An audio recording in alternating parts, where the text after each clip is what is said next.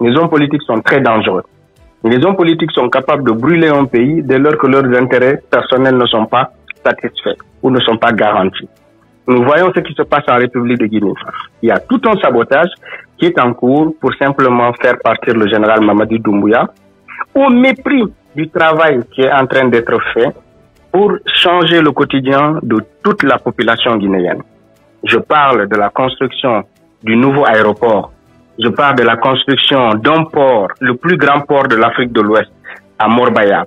Je parle du kilomètre 36 qui a été fait. Je parle des échangeurs de Bambeto. Je parle de l'Assemblée nationale en construction. Je pense et j'en passe, et j'en passe.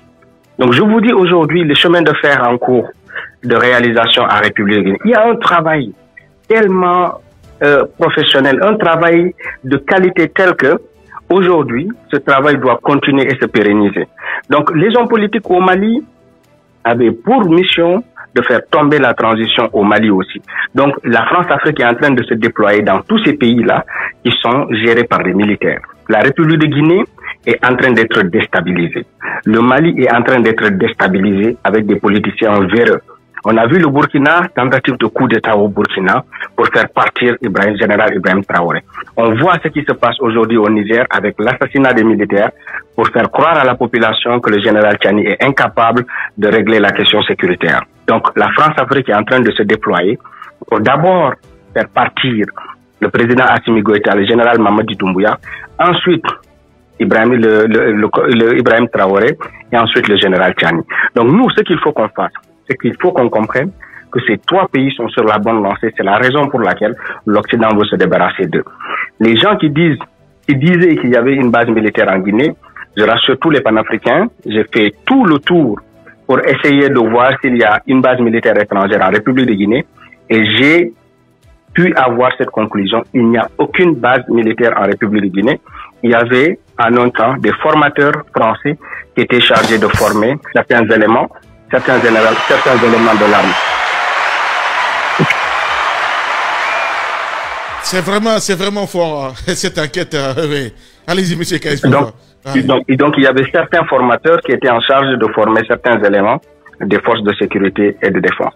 Donc, aujourd'hui, là, comme je vous dis, le leadership de la République de Guinée profite à l'AES. Et la bonne santé de l'AES profite à l'économie guinéenne parce que le port malien, le port qui est ouvert pour les États du Sahel et le Mali en particulier, permet de faire entrer de l'argent dans l'économie malienne, dans l'économie de la République de Guinée, autant pour moi. Donc, il nous faut aujourd'hui continuer à défendre l'AES et éviter le piège d'isoler la République de Guinée. C'est un piège qu'il nous faut éviter. Les panafricains sont en train de tomber dans ce piège-là et je lance un cri de cœur. Je lance un appel fort pour dire à tous les soutiens de l'AES que si le verrou de la Guinée saute, ils regretteront le départ du général Mamadi Doumbouya. Ça, je le dis aujourd'hui et j'insiste et je pèse mes mots. Je sais pourquoi je le dis. Je ne peux pas tout étaler sur les réseaux sociaux. Stratégiquement, le général Mamadi Doumbouya n'arrange pas les impérialistes et n'arrange pas les colons. Je vous le dis. Mais les gens ne le comprendront que si jamais il n'était plus au pouvoir. Et ça serait dommage pour nous. Donc moi je dis, il faut qu'on continue à avancer et le discours de Abdoulaye Diop, ce ministre-là, doit être gravé dans les annales du continent africain. Avec ou sans vous, nous on avancera. Il le dit en regardant les Occidentaux les yeux dans les yeux. Il dit, vous ne voulez pas prendre de photos avec nous, arrêtez vos enfantillages. Nous ne sommes pas là pour prendre des photos avec vous. Nous sommes là pour apporter le soutien et défendre nos populations qui sont en souffrance. Donc, ça, c'est des discours décomplexés qu'on a rarement l'occasion de voir en Afrique.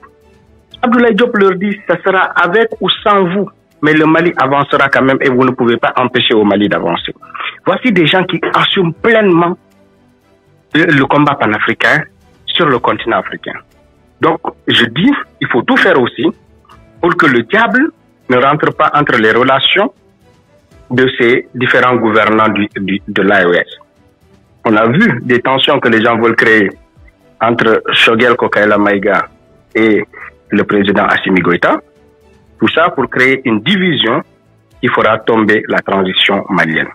On a vu des gens essayer de créer des rivalités entre le général Mamadi Doumbouya et aujourd'hui monsieur le général Amara Kamara pour faire croire qu'aujourd'hui ces deux personnes ne s'entendent pas et qu'il y a un risque que l'un d'eux essaie de se débarrasser de l'autre. C'est faux.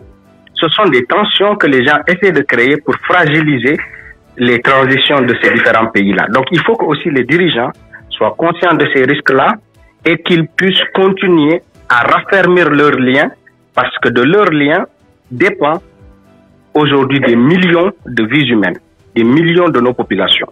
Donc pour le Niger, on voit que l'économie du Niger ne s'est jamais portée aussi bien. Aujourd'hui, tous les signaux sont au vert. Le peuple nigérien commence à sentir le changement apporté par le général Tchani. Mais regardez avec le général Ibrahim Traoré, regardez ce qui se passe au Burkina. Les terroristes sont foudroyés, ils n'ont plus de cachette, ils vont se cacher sous les arbres. Ils sont bombardés sous les arbres. On a des squelettes de terroristes aujourd'hui qu'on ramasse partout dans le désert, partout dans les forêts.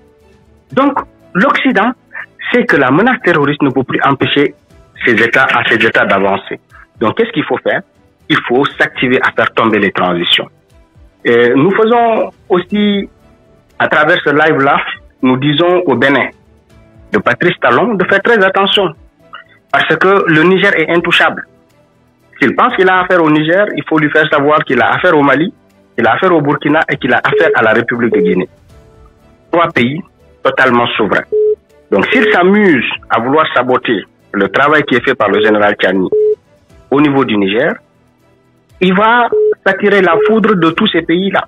Et ça n'arrangera pas l'économie du Niger et ça n'arrangera pas les relations diplomatiques du Niger avec ces pays-là. Donc, il faut faire très attention et il faut aujourd'hui féliciter ces hommes. Je sais que tout n'est pas rose au Mali. Il faut continuer à se serrer la ceinture. Il faut continuer à souffrir malheureusement pour que demain, cette souffrance-là puisse nous payer au prix qu'on a mérité. Donc, je pense que ça viendra. Tout n'est pas rose au Burkina non plus. La population fait beaucoup de sacrifices et d'efforts et il faut continuer à les faire parce que les 5-10 prochaines années de votre vie en tant que Burkinabé, de votre vie en tant que Guinéen, de votre vie en tant que Malien, les 5-10 prochaines années vont être vos plus belles réussites en tant que peuple et vos plus belles réussites en tant que population. C'est ce que je voulais dire et je vous remercie infiniment pour la qualité et la pertinence de ce débat-là. Et je souhaite à tous nos téléspectateurs